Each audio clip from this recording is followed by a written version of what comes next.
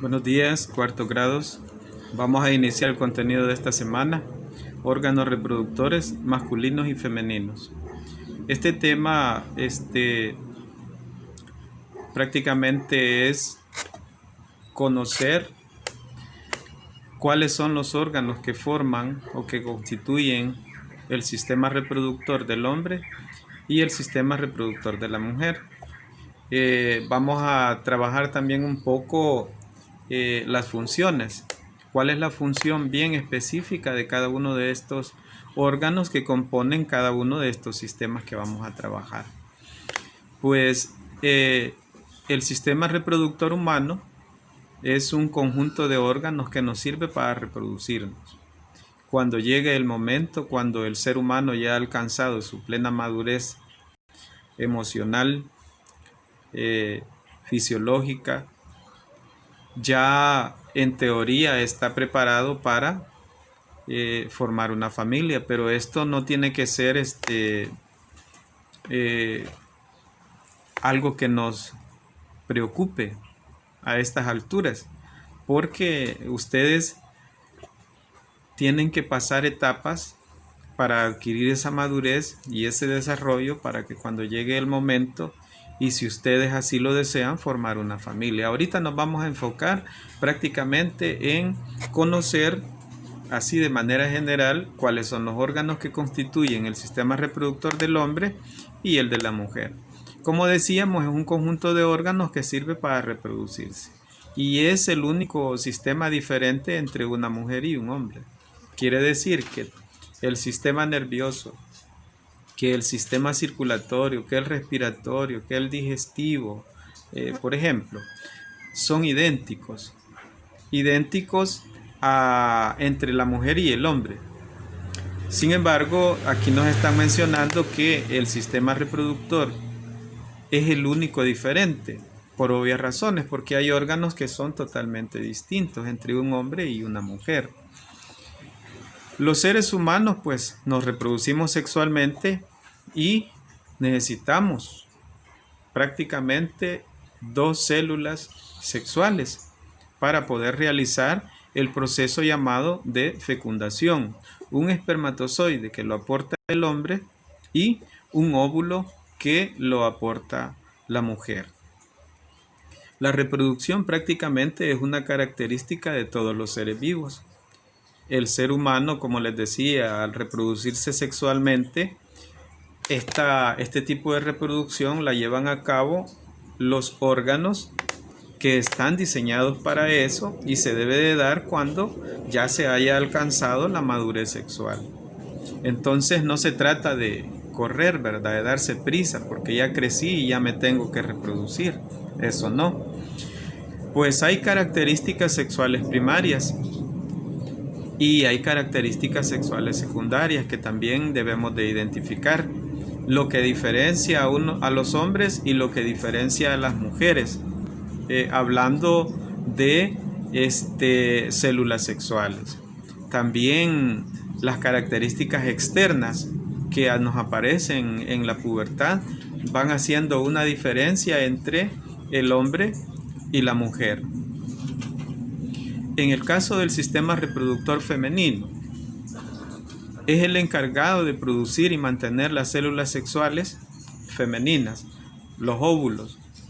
Y ahí tienen ustedes una imagen en la que les aparece los órganos internos del sistema reproductor de la mujer. El útero, que aquí es donde vamos a conocer de manera general la función específica. En el útero es prácticamente el lugar donde se desarrolla el bebé cuando una mujer está embarazada, ¿sí? Ahí en ese espacio que está diseñado para que crezca el bebé, pues prácticamente en esa bolsa especial diseñada para que crezca el bebé se desarrolla durante 9 meses. Luego tenemos las trompas de falopio, que las trompas de falopio prácticamente son las que conducen los ovarios al útero. Tienen que pasar ese recorrido hasta llegar al útero donde se va a alojar el óvulo. ya sea fecundado o no, pero tienen que recorrer ese trayecto. Luego tenemos los ovarios. Pues los ovarios prácticamente son los órganos que producen las células sexuales en la mujer, los que nosotros llamamos óvulos.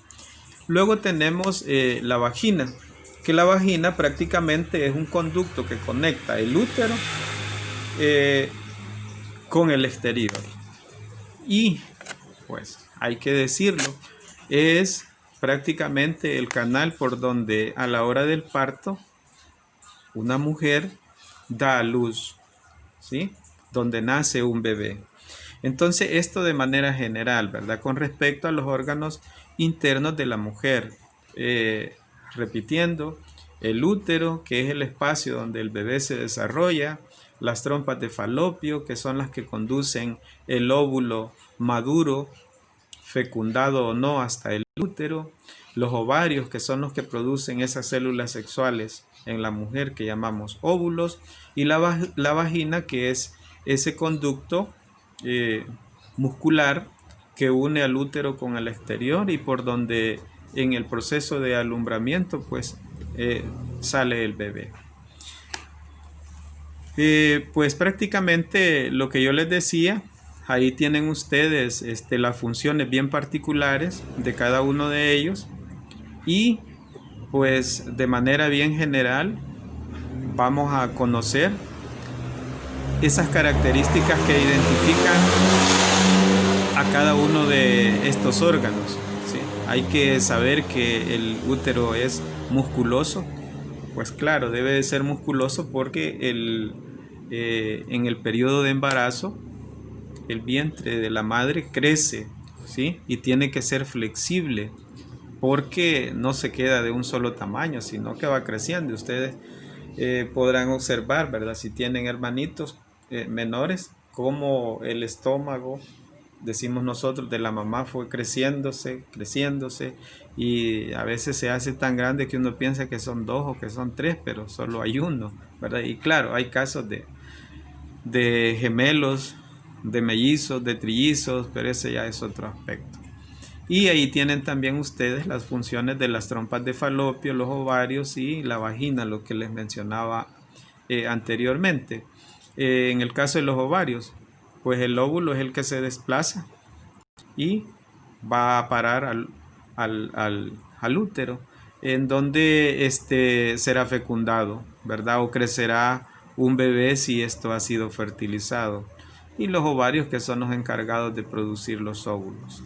Les decía que la vagina, pues cuando digo que es un conducto elástico muscular, es por obvias razones, ¿verdad? Porque la mujer cuando va a dar a luz, generalmente la vagina tiene que dilatar entre 10 a 12 centímetros aproximadamente para que pueda salir el bebé. Entonces, tiene esas características bien especiales los órganos reproductores femeninos. Aparte de que solo la mujer puede dar a luz, ¿verdad? Tiene esa virtud y ese don. Algunas características del óvulo. Pues el óvulo es más grande que el espermatozoide, ¿sí? No tiene movimiento. Entonces, ¿cómo se mueve? ¿Cómo es que yo dije que desde los ovarios se traslada por las trompas de falopio hasta el útero? Pues se traslada por movimientos musculares de las paredes de las trompas de falopio que van empujando poco a poco hasta que se va a alojar al útero. Entonces, de esa manera se desplaza. En cambio, el espermatozoide no, porque el espermatozoide tiene una colita que se llama flagelo y con esa describe una especie de movimiento de natación, así imagínense ustedes como un pez, ¿verdad? Solo que más rápido. Y eso hace pues que busque al óvulo. En cambio, el óvulo no tiene movimiento y se mueve gracias a los movimientos musculares de las paredes de los órganos internos, en este caso de las trompas de falopio, para poder desplazarse.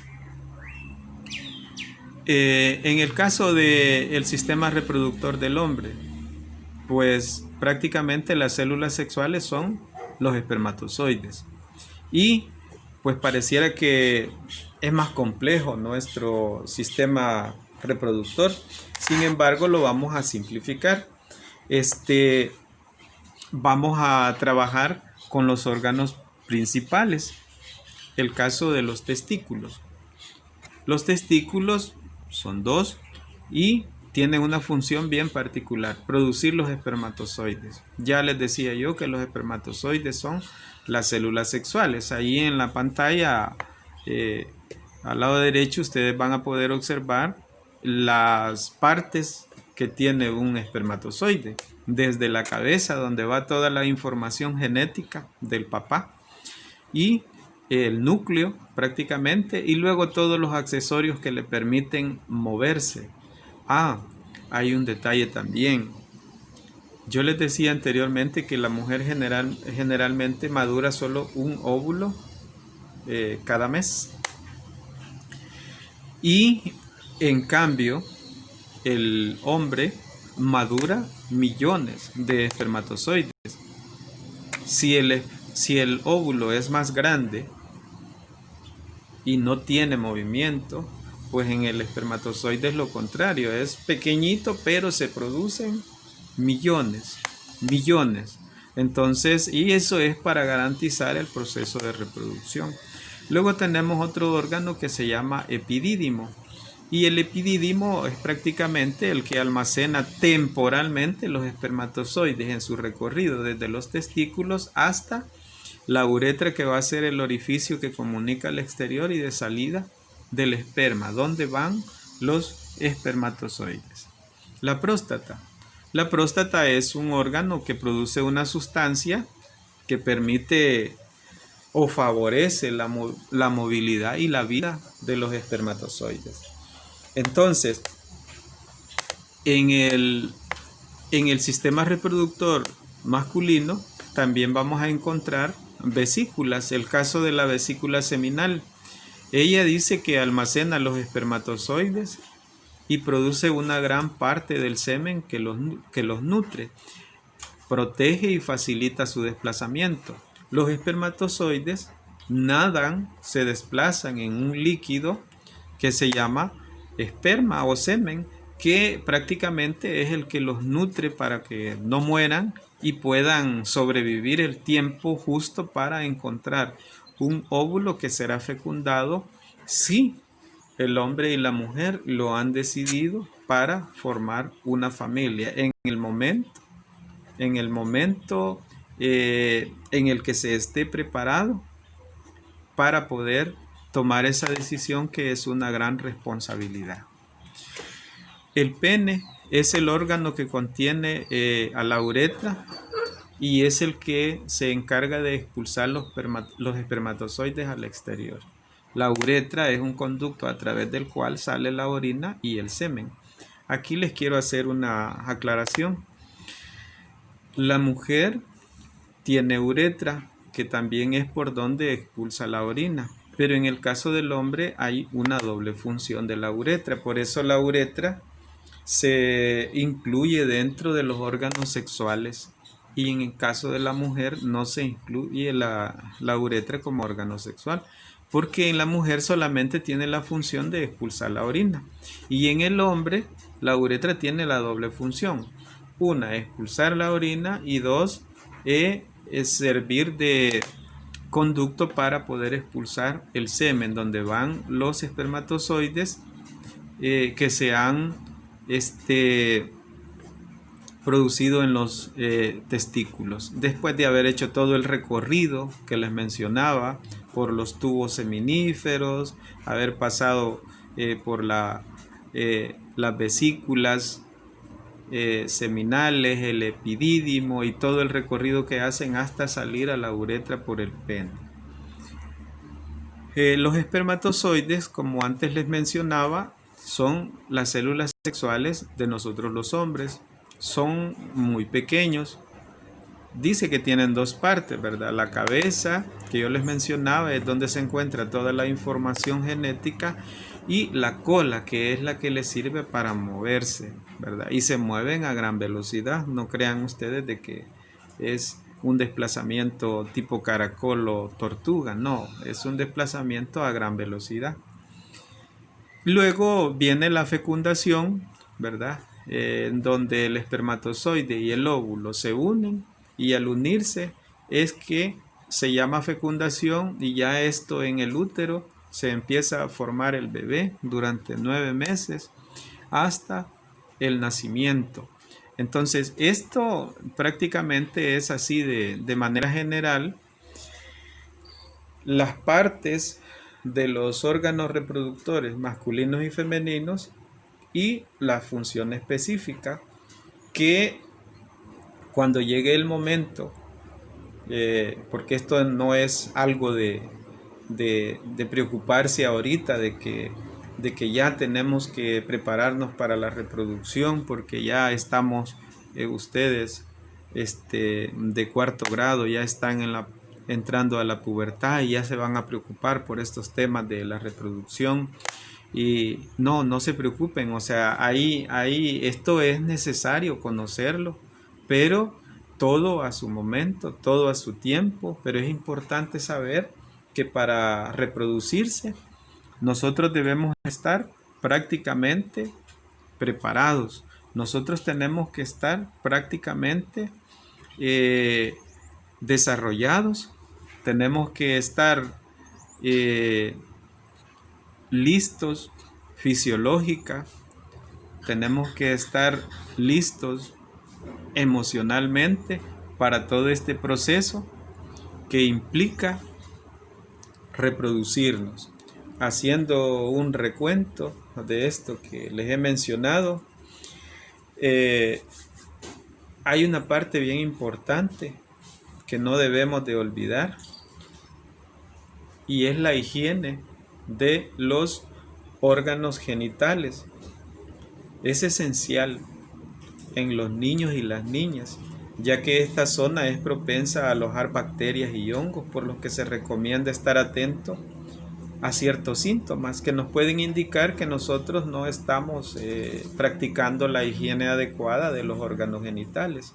Por ejemplo, si hay ardor, comezón o picazón, que nosotros le llamamos, o secreciones extrañas en los órganos genitales, esto puede ser un indicador de que hay algún problema, y esto puede derivarse de la mala higiene. No hay que olvidarse que mamá y papá son los expertos en este tema de la forma como nosotros cuando estamos pequeños vamos a aprender a practicar la higiene de los órganos genitales, ¿sí? Así es que no hay que tener pena, ¿verdad? Estos temas generalmente pueden ocasionar un efecto emocional adverso al que se quisiera, y pensar de que no se debe de hablar de ellos o que no se debe de tratar abiertamente. Yo considero de que nombrando las cosas con el nombre que se deben de nombrar y haciéndolo correctamente, perfectamente nosotros podemos hablarlos, ¿sí? ¿Verdad? Y respetando también la integridad moral de la mujer y del hombre cuando uno se está refiriendo a estos temas. Pues como les decía, hay que bañarse diariamente, hay que cambiarse la ropa interior. En el caso de las niñas, cuando la menstruación ya ha llegado, hay que cambiarse las toallas sanitarias, ¿sí? Porque todo eso es parte de la higiene y del cuidado que debe de tener un hombre y una mujer. Aclarando, ¿verdad? Esto de la menstruación, solamente la mujer, solamente las niñas menstruan, los hombres no. Entonces, cuando hablo de cambiarse las toallas sanitarias, no crean que esto también es para nosotros los hombres, no. Este tema es específico, el de las toallas sanitarias, para las niñas, porque solo ellas menstruan mensualmente, ¿verdad? Si es una menstruación normal, pero este ya es un tema que más adelante pues lo vamos a tratar. Cuando se decide pues prácticamente tener o formar una familia, es porque ya se alcanzó la madurez sexual y psicológica, porque ya se es adulto, ¿sí? Ya las personas están seguras que se quieren, se respetan y que pueden llegar al acuerdo de formar una pareja y una familia. Esto no es responsabilidad de adolescentes, ¿sí? Y eso lo quiero recalcar. No es responsabilidad de un adolescente esto de la reproducción. Por lo tanto, hay que esperar el momento, hay que esperar la edad adecuada, el desarrollo fisiológico, emocional, y hay que considerar que esto de la reproducción es un acto de amor, pero también de responsabilidad compartida. Así es que la responsabilidad pues es mutua, ¿sí?